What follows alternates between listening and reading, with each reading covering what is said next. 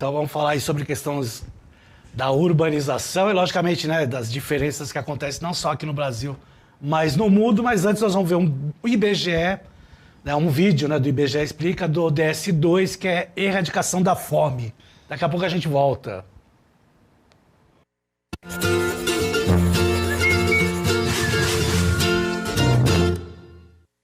Olá, sejam bem-vindos à série especial do IBGE Explica sobre os Objetivos de Desenvolvimento Sustentável.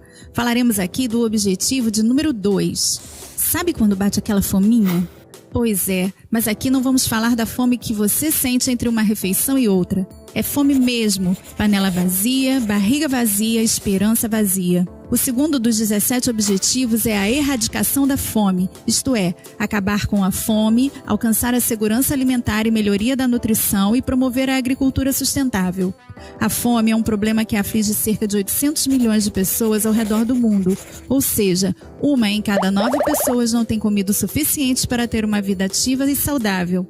Isso faz com que a fome seja o principal fator de risco à saúde no mundo, ultrapassando a AIDS, a malária e a tuberculose combinadas. Todo ano é a má nutrição a responsável por quase metade das mortes de crianças abaixo de 5 anos. São cerca de 3,1 milhões de crianças todos os anos.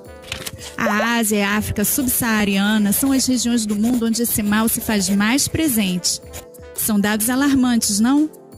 E se eu te dissesse que hoje o mundo produz comida o suficiente para alimentar a todos?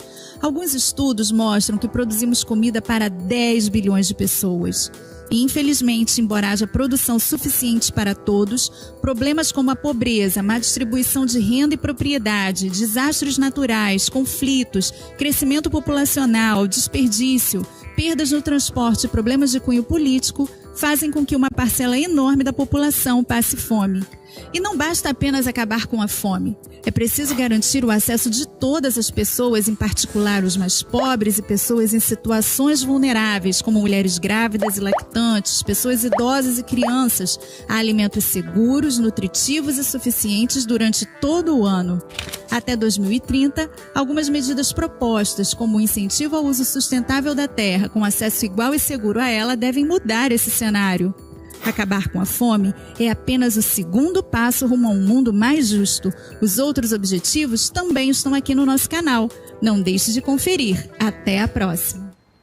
É isso aí. Então a fome, né, que é uma das ODS aí, o ODS2, ele retrata, né, um tipo de segregação, né? Então quando a gente vê lá continentes mais pobres, né, tem essa deficiência aí da fome. Tudo isso aí é um processo de segregação. O Brasil, que é um dos maiores produtores de alimentos, tem pessoas passando fome, não é uma incoerência? Não tem nada a ver uma coisa com a outra, porque acaba sendo uma loucura. Se você fala isso, você fala, não é verdade. Não, e o mais grave é toneladas de desperdício de alimentos por dia. Então é uma total incoerência disso, o que mostra essa questão aí da segregação. E tem muito a ver com essa questão aí urbana e industrial, porque na realidade, quando a gente fala isso, nós vemos principalmente aí na questão aí da colonização. Então a gente vai ver uma animação na qual ela mostra, né, o poder dos impérios europeus perante o planeta. Então vamos lá colocar na tela aí, ó, tá aí, ó. Então a gente vai vendo aí as cores, né? Nós temos as partes aí da Europa, né, os países aí, e a conquista que eles estão tendo não só na América, que é o novo continente, mas também na Ásia, no continente africano, né? Veja que está passando lá os anos, né? Na Oceania, né? Então tem lá o Reino Unido em vermelho, a França em azul, Portugal em verde, a Espanha em amarela, a Holanda em laranja, Bélgica aí num azulzinho mais claro, até os Estados Unidos aí que está em roxo, a Rússia em azul expandindo o seu império, a Itália também num verde claro, tá certo? Então a gente viu, aí pode voltar aqui para mim, a gente viu a expansão mundial das principais potências europeias. Só aí já mostra, né, a questão da diferença e dessa segregação que vai aí passando o tempo e vai mostrando claramente, né, quem é que manda mais, entre aspas, quem manda menos, através desse processo aí, né, das diferenças entre as sociedades. Na próxima tela, a gente vai acompanhar, né, vamos dizer assim, uma das bombas aí que ativam, na realidade, essa questão de segregação urbana e industrial, que tem muito a ver com a primeira revolução industrial, né? Nós temos aí o ferro como matéria-prima, né, o carvão como uma fonte de energia, a máquina a vapor aparecendo aí, substituindo aos poucos a mão de obra. E a primeira revolução industrial, ela caracteriza, né, essa diferença aí e essa segregação urbana. E aí na próxima imagem, para a gente ampliar, né, essa imagem principal que eu adoro mostrar, essa gravura aí do William Bell Scott, falando aí de ferro e carvão, né, ela está mostrando a clara, né, o claro desenvolvimento urbano, né, na Inglaterra. Então você tem lá os fios de telégrafo, aí, mostrando aí o aparecimento aí da comunicação, tem as embarcações ao fundo, também mostrando aí, né, os avanços, né, dos meios de transporte. Junto lá à direita, lá na parte superior, nós estamos vendo lá o trem a vapor, né, já movido aí pelo carvão mineral, que é também uma revolução tecnológica, e os trabalhadores aí trabalhando, né, numa região que é uma região urbanizada. Então essa segregação aí, ela começa a se destacar mais, principalmente após a primeira Revolução Industrial na Inglaterra, que vai aí no período aí de mais ou menos em meados do século XVIII, né? Então, se a gente for analisar, né, o espaço, até que é um tempo assim curto em relação à segregação que foi efetuada no mundo todo. Aí, lógico, né, veio todo esse processo advindo da colonização, porque com a colonização muitos dos impérios europeus acumularam riquezas, a Inglaterra foi a principal delas, né, acumulou muito ouro, e aí propiciou, né, na realidade, que a sociedade inglesa melhorasse e aumentasse o seu potencial, tanto social como principalmente econômico, não só em relação à Europa, mas em todo o planeta, né? Principalmente quando falamos aí de colonizações na América, né? Colonizando lá principalmente a América do Norte e colonizando o continente africano, sendo um dos principais na neocolonização junto com a França, tá certo?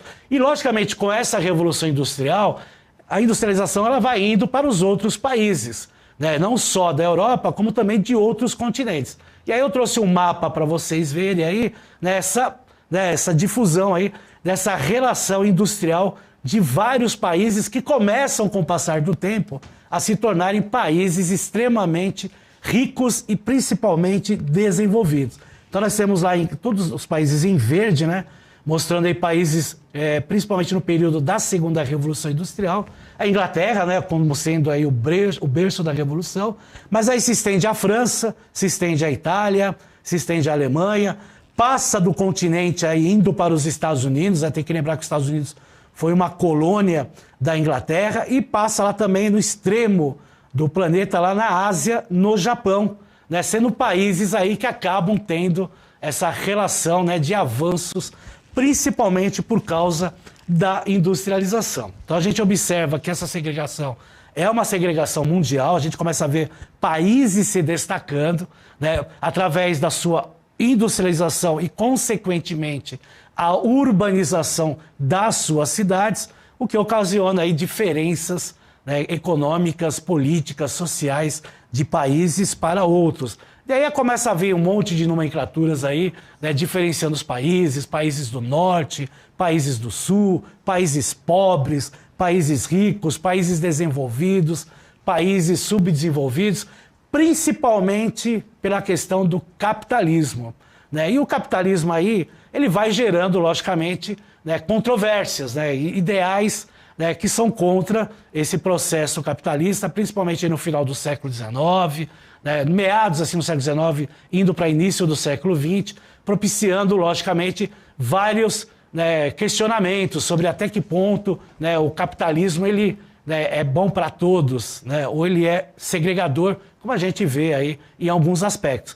E aí eu trouxe uma imagem muito interessante, a pirâmide do sistema capitalista, né? Isso aí é de um pôster socialista, né, de 1911, né, do jornal Industrial Work, né, mostrando aí o sistema capitalista, como ele funciona, né? Então é logicamente que lá na parte de baixo vão estar lá os camponeses, os operários, né, carregando todo o sistema capitalista nas suas costas, né? Então nós temos lá a burguesia, nós temos lá os soldados, né, mostrando aí, né, o seu poderio militar, né, para proteger a burguesia, proteger o clero, proteger a nobreza contra alguma revolta dos camponeses, dos operários. Né? Então, esse tipo de desenho, ele critica essa relação aí do capitalismo com a população. E ele discrimina mesmo essa relação de quem pode mais e quem pode menos.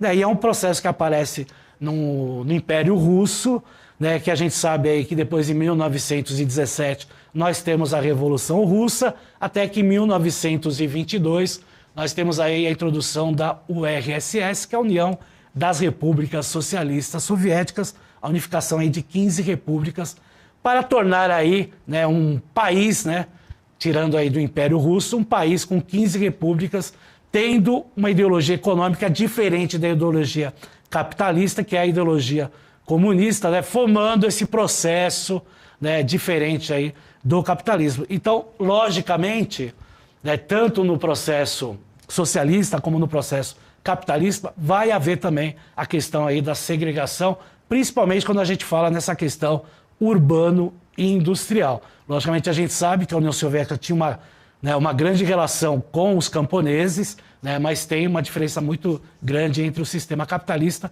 que logicamente as indústrias acabam se desenvolvendo, indo para as cidades e logicamente atraindo muita gente nas áreas urbanas e, obviamente, não tendo a infraestrutura, acaba tendo uma segregação aí, com meios de habitação, meios de saúde, meios de educação, todo aquele processo social que nós temos engajamento aí. Quer falar alguma coisa, Ju?